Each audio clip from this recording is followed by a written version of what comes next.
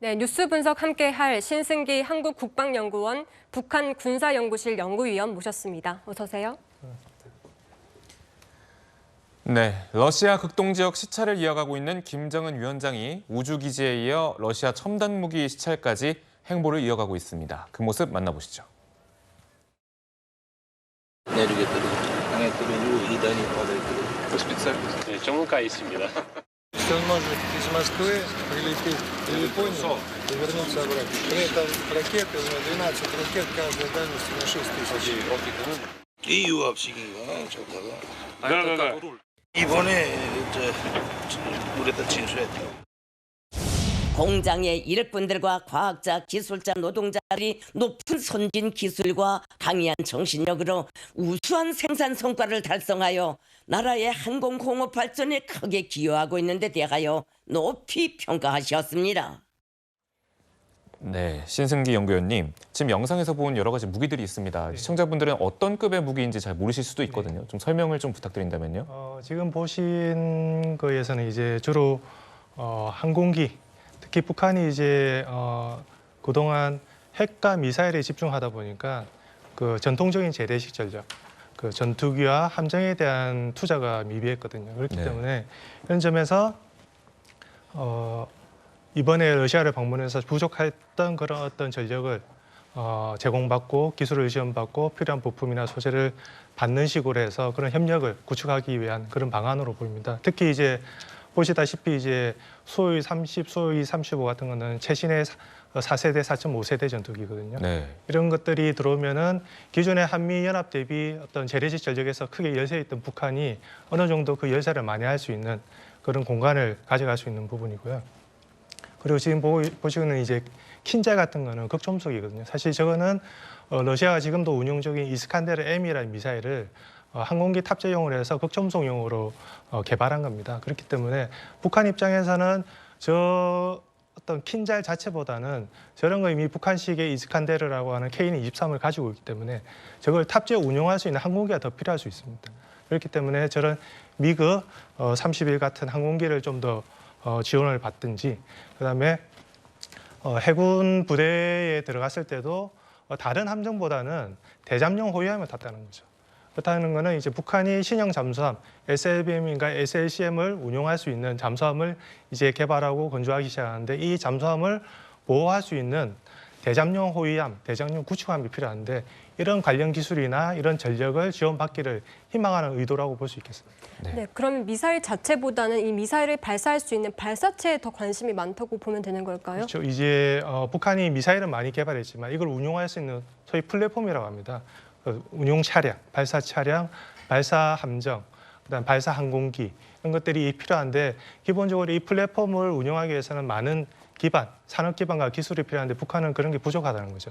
이걸 제공할 수 있는 가장 가까운 나라, 가장 기술을 많이 고도화한 나라가 러시아이기 때문에 북한이 적절한 어떤 포탄이나 이런 것들 제공하면서 반대급부로 받아올 수 있는 부분이 분명히 있을 것으로 보입니다. 네, 지금 현재 신승기 연구위원도 말씀하셨지만 지금 현재 북한이 부족한 무기들을 보고서 어쨌거나 영상 속에서 보시듯이 상당히 많은 관심과 함께 약간 입을 다물지 못했다, 그런 반응이 나오는 거 아닙니까? 네. 김정은 위원장 입장에서 볼 때는 얼마나 부럽겠습니까? 지금 이제 핵과 미사일을 개발을 하긴 했습니다만 핵과 미사일을 지금은 이제 지상에서 발사하지 않습니까? 근데 이제 중력을 이겨내고 그 발사를 해야 되기 때문에 이게 탐지가 쉽거든요.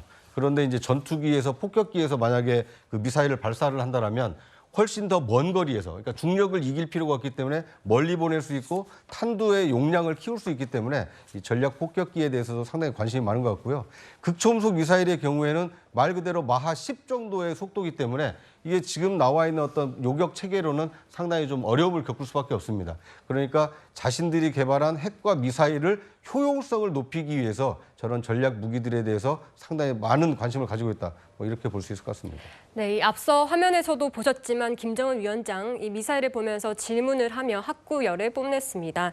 지금 보시면 특히 발사체를 보면서 이 미사일에서 분리된 물체는 첫 번째 부분은 땅에, 또 두 번째는 바다에 떨어지냐, 그리고 호위함에 탑승해서도 이 조타가 유압식이냐, 이런 식으로 전문 지식을 조금 뽐내는 모습이었는데, 이런 모습도 의도된 거라고 봐야 될까요? 아니면 그만큼 지금 핵미사일에 집착이 된 상태다라고 봐야 될까요?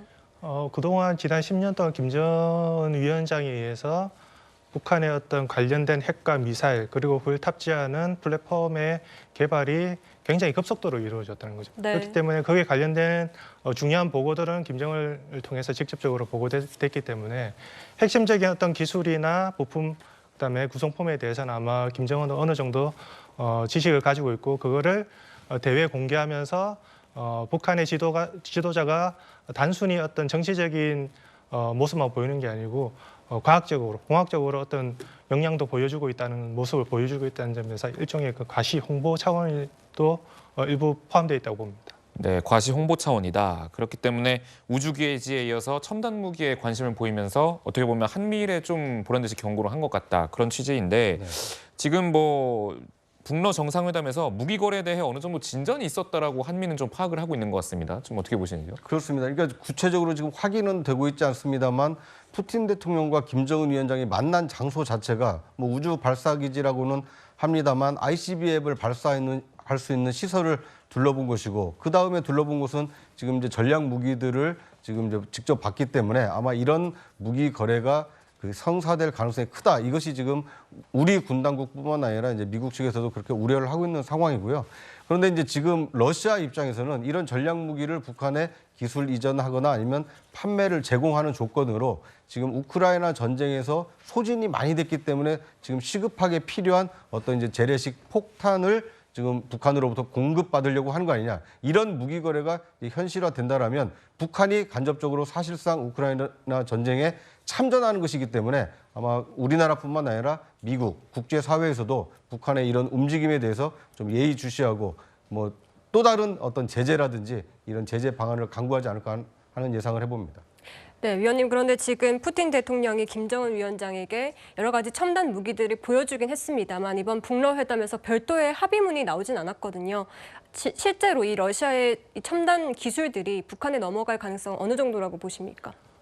생각보다 저는 좀 높다고 봅니다. 네. 왜냐하면 단기간에는 사실 기술을 주고받기에는 좀 제한된 부분이 있습니다. 기술을 받더라도 그 기술을 이해하고 그 기술을 무기 체계로 녹아 들어가는 시간은 분명히 필요합니다. 그렇기 때문에 단기적으로 그런 기술이 직접 들어와서 북한의 어떤 기술을 단기간에 높일 수 있는 부분은 제한될 거라고 봅니다. 단지 이제 서로 지금 우크라이나전을 치르고 있는 러시아 입장에서 필요한 포탄과 여러 가지 어떤 무기를 주고 북한 역시도 위성 발사체계나 그다음에 탄도미사일의 어떤 정밀도나 여러 가지 어떤 플랫폼의 어떤 신뢰성 안전성을 개선할 수 있는 부분에 있어서는 러시아의 노하우가 충분히 필요하기 때문에 그런 부분에서 서로 간에 협력할 수 있는 부분은 크다고 봅니다. 네, 지금 북러 정상회담의 영상이 계속해서 좀 나오고 있고 사실 뭐 김정은 위원장의 이런 육성이 좀 나오는 것도 참 이례적인 생소한 그런 광경인데 지금 김정은 위원장의 손이 부들부들 떨리는 모습도 포착이 되고 있습니다. 이것도 좀 생소한데요. 좀 어떻게 보시는지요? 저는 뭐 김정은 위원장은 지금 계속 건강 이상설이 제기가 되고 있지 않습니까? 실제로 이제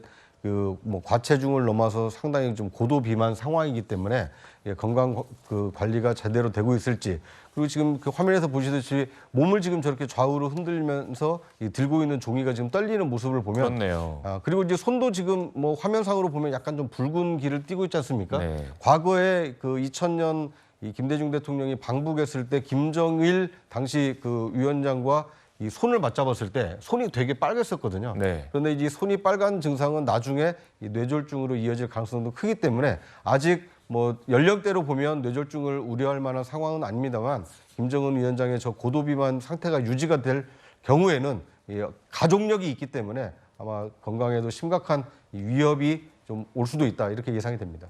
네, 지금 김 위원장의 동생 김여정 부부장이 김정은 위원장을 의전을 하고 있는데 그 목에 건 비표에 보면 지금 18일까지 이 일정이 잡혀 있는 것으로 드러나고 있습니다. 지금 김정은 위원장 집권 후에 최장 기간 해외 일정이다 이런 분석도 나오고 있는데 지금 어느 정도 내부 정치에 대해서는 좀 자신감이 있는 거라고 봐야 될까요? 예전에도 몇 번 김정은 위원장이 해외 방문을 하고 자리를 비운 적이 있지만은 사실 이번처럼 길게 자리를 비운 적은 쉽지 않습니다. 그만큼 북한 내부의 통치, 관리가 김정은 위원장이 생각했을 때 안정적으로 이루어진다고 판단했기 때문에 러시아로 이렇게 오랜 기간을 방문하고 있다고 봅니다. 그렇기 때문에 향후에도 이런 어떤 정치적 안정성은 큰 무리는 없게 진행될 가능성이 높다고 보겠습니다. 내일이면 이제 윤석열 대통령이 유엔 총회 참석차 이제 출국을 하게 될 텐데 지금 김정은 위원장 이 북러 회담에 대한 얘기가 아무래도 나올 가능성이 높다고 보십니까? 한미 간에 굉장히 어떻게 보면 좀 심각할 수 있는 상황입니다. 왜냐하면 한미 동맹이 최근 더 강화되고 더 발전하고 있는 상황 속에서 북러가 이런 모습을 똑같이 보여주고 있는 거죠. 그렇기 때문에 북러가 한미에 대해서 우리 역시 한미가 발전하는 동맹 수준으로 발전하는 것만큼 우리도 발전하고 있다는 걸 대외적으로 가시하고 한미에 대한 압박을 보여주기 위한 차원에서 이런 약간의 퍼포먼스를 보여주고 있기 때문에 한미 입장에서는 향후 이것을 어떻게 처리할지 좀 고민되는 부분입니다.